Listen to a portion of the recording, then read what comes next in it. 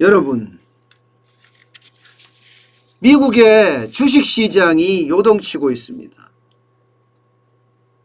쉽게 말하면 피난처가 없다 이런 말까지 나올 정도예요. 왜 그러냐고요? 너무나 많은 위기가 있으니까 도대체 이 위기를 어떻게 헤쳐가야 될지 잘 모르겠다 이런 얘기입니다. 당장 말입니다. 금리 인상에 대한 우려, 이것은요 미국 주식시장에는 어떻게 생각하면 큰일입니다. 실제 테이퍼링이 일어나고 금리 인상이 빨라진다는 조짐이 보이니까 이게 주식시장에서 반응을 하는 거고요. 게다가 경기가 정점을 지나서 이제는 떨어지는 시점이다.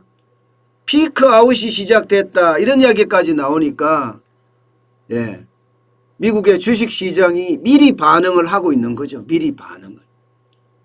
그 외에도 미국의 어떤 국가 디폴트 위기 있죠. 부채 상한액을 지금 의회에서 늘려줘야 되는데 늘려주지 못하면 10월 18일께는 국가 디폴트가 날 수도 있다. 뭐 이런 이야기까지 나오니까 말입니다. 사실 위기라는 게 크고 작은 게 지금 동시다발적으로 터지는 것 아니냐. 시장은 그렇게 우려를 하고 있습니다. 그래서 주식시장이 많이 떨어졌어요. 급락이라고 표현하고 뭐 좀 심하면 폭락이라고 표현할 수가 있습니다. 다우산업지수만 하더라도 1.63% 떨어졌습니다. 569.38포인트가 빠졌고요. 34,299.99를 기록을 했습니다.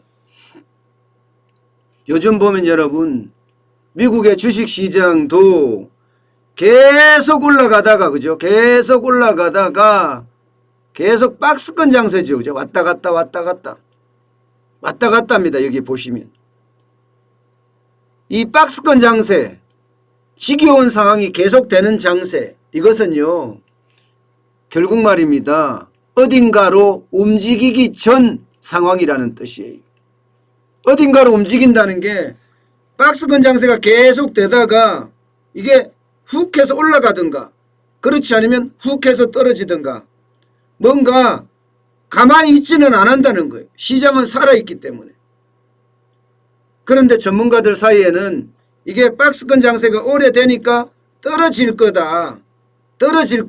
이런 예상을 많이 하는 겁니다. 그래서 9월에 조정된다. 9월에 위기가 많이 쌓인다. 뭐 이런 이야기를 많이 했잖아요.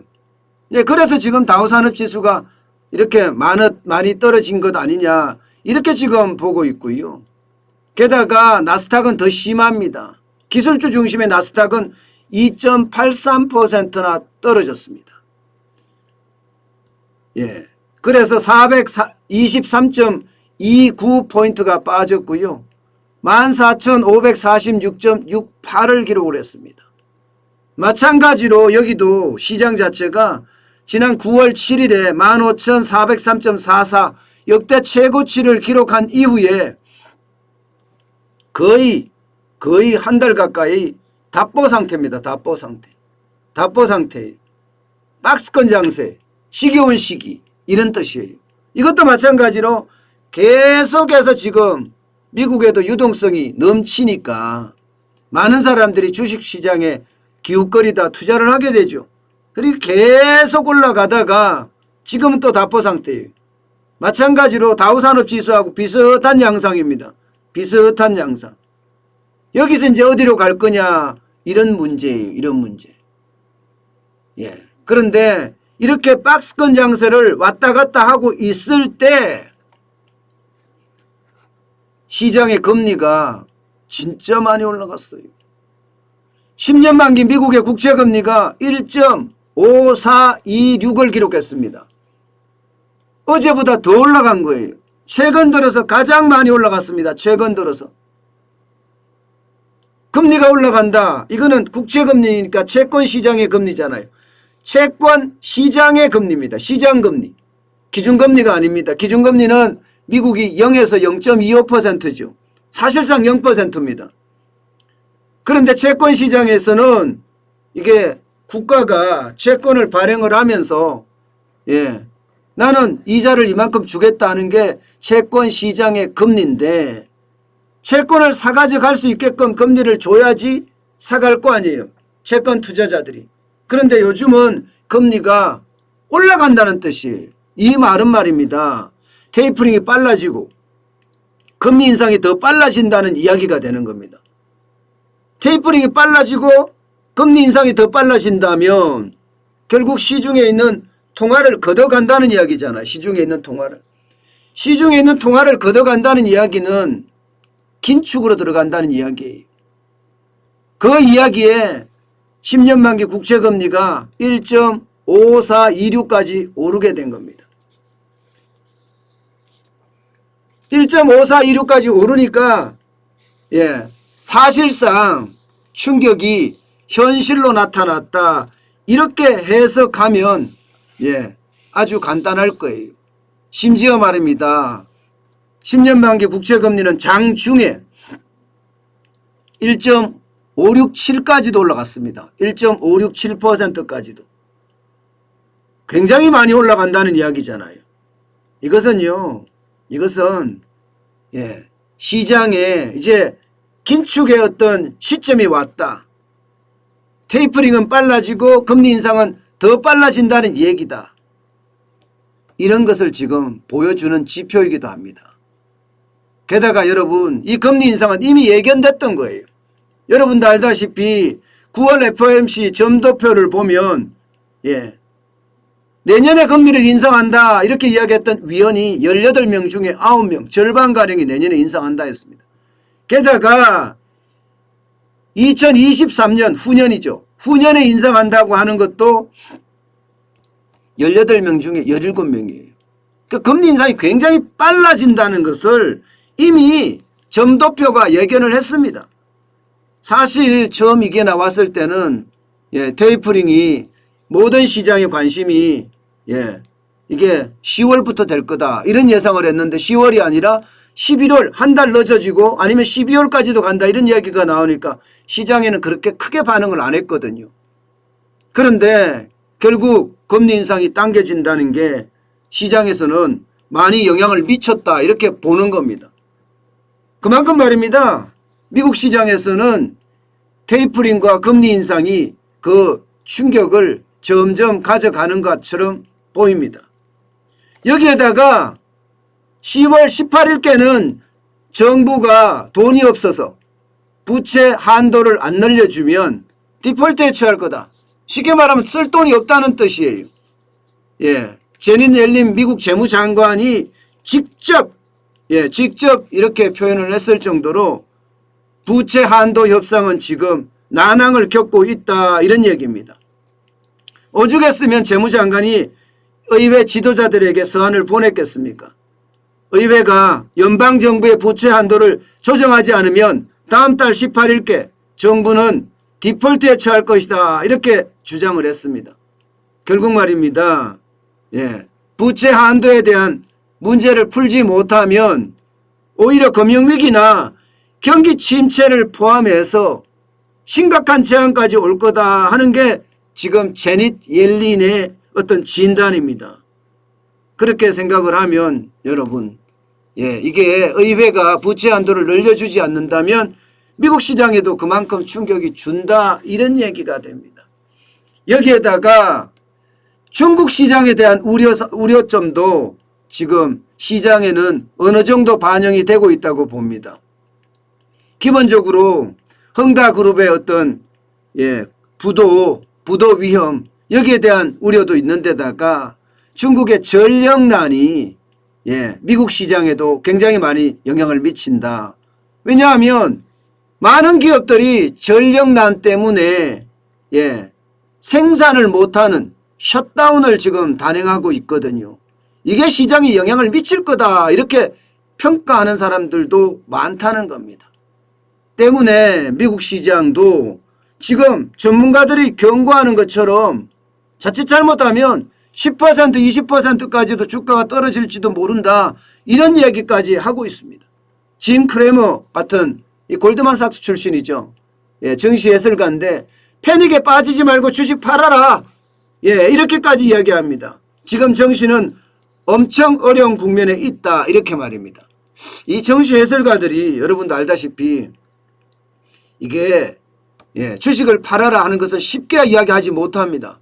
그런데도 불구하고 주식을 팔아라 이렇게까지 이야기한다는 것은 그만큼 시장에 충격이 있다는 뜻이에요. 게다가 진 크레이머는 인플레이션에 대한 경고를 굉장히 많이 합니다. 인플레이션이 일시적이 아니다 이거죠. 인플레이션이 계속 뛸 거다. 예상보다 더 크고 오래 갈 거다. 이런 예상을 지금 하고 있어요. 그러니까 미국의 중앙은행 총재인 제롬 파월 의장의 이야기하고는 완전히 다른 궤를 하고 있죠. 그만큼 말입니다. 다르다는 거예요. 제롬 파월은 일시적으로 물가가 올라가는데 당분간 더 간다는데 지금 진 크레이머 같은 경우는 예상보다 더 크고 오래 갈 거다 이렇게까지 이야기하거든요. 그렇기 때문에 주가가 떨어질 수밖에 없는 것. 지금은 인플레이션 우려가 더 크기 때문에 그래서 금리 인상이 빨라지기 때문에 디폴트가 더 테이퍼링이 빨라지기 때문에 팔아라. 이런 얘기인 겁니다. 어떻게 생각하면 여러분 미국 시장에도 지금 위기의 경고등이 굉장히 많이 켜지고 있는 거예요. 크고 작은 위기들 한꺼번에 지금 부딪힐까 두려워하고 있는 겁니다. 크고 작은 위기들이 한꺼번에 부딪히는 게 뭐예요? 퍼펙트 스톰입니다. 퍼펙트 스톰이 올지도 모른다. 이런 우려까지 하고 있는 거죠. 그런 차원에서 보면 말입니다. 우리 정은보 금융감독원장의 경고, 퍼펙트 스톰 위험을 면밀히 살펴야 한다고 이야기한 것은 새삼 관심을 겁니다. 그만큼 말입니다. 지금 시장에 대한 우려는 크다는 이야기예요. 저는 정은보 금융감독원장이 퍼펙트 스톰이라는 이야기를 2번씩이나 꺼냈다는 사실은 지금 위기가 점점 다가오고 있는 것 아니냐. 큰 위기 작은 위기 계속 다가오고 있는 것 아니냐. 이렇게 지금 해석할 수 있습니다.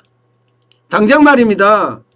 당장 제가 생각나는 대로 이야기를 해도 4-5가지는 금방 쉽게 됩니다. 우리나라 어떤 위기에 말입니다. 가장 크게 지금 위기가 될 만한 요소는 우리는 지금 내수가 신찮아요. 내수가. 경제성장률에 차지하는 비중이 내수가 굉장히 많은데 돈을 3,444조가량이나 풀었는데도 내수가 지금 제대로 올라오지 않습니다. 쉽게 말하면 바닥의 위기가 굉장히 크다는 거예요. 소상공인, 자영업자의 위기가 굉장히 크다는 거예요.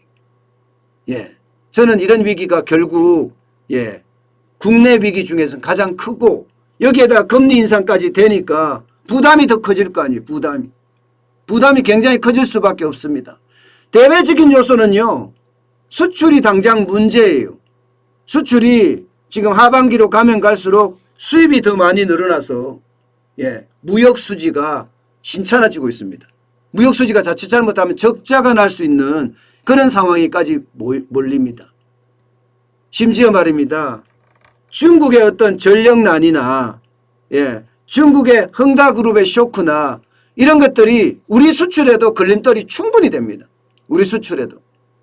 이것도 굉장히 우리에게는 안 좋은 악재 중에 악재입니다.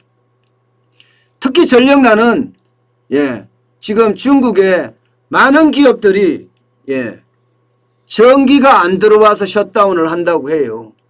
뭐 한두 개 회사가 셧다운하는 것이 아니라 애플의 회사들, 테슬라의 회사들, 심지어 포스코 같은 경우도 중국 공장이 셧다운을 했다고 할 정도니까 그만큼 셧다운이 되면 될수록 우리는 부품에 대한 수출을 혹은 중간재에 대한 수출을 줄일 수밖에 없기 때문에 우리한테는 충격이 올 수 있거든요.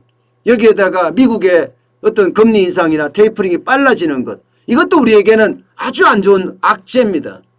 왜냐하면 우리는 신흥국이고 미국의 테이퍼링이 빨라지고 금리 인상이 빨라지면 외국인들이 빠져나갈 수 있는 확률이 더 많아지기 때문입니다. 이처럼 말입니다. 예, 우리 경제에는요, 크고 작은 위기들이 한꺼번에 지금 몰려있는 상태예요. 정은보 금감원장이 이야기하는 것처럼 크고 작은 위기가 한꺼번에 몰려서 퍼펙트 스톰의 위험까지도 지금 올 수 있다. 이런 얘기가 되는 겁니다. 여러분, 위기는 우리가 생각하지 못하는 사이에 우리를 덮칩니다. 때문에 위기는 반드시 하나씩 하나씩 우리가 기억해야 돼요. 그러면서 거기에 대한 대비책을 철저하게 만들어내야 됩니다. 그래야지만이 그 위기를 우리는 기회로 바꿀 수 있는 그런 환경에 놓일 수도 있습니다. 여러분, 제가 계속 위기라고 이야기하는 게 바로 이런 거예요. 언제 어느 때 어떻게 우리에게 닥칠지 모르기 때문에 늘 만반의 준비를 하면서 그 위기를 기회로 만들 수 있는 비책까지도 우리는 마련해 놔야 합니다. 그래야지만이 위기가 왔을 때 여러분도 부자가 될 수 있고요. 저도 부자가 될 수 있지 않을까, 그런 생각을 해 봅니다.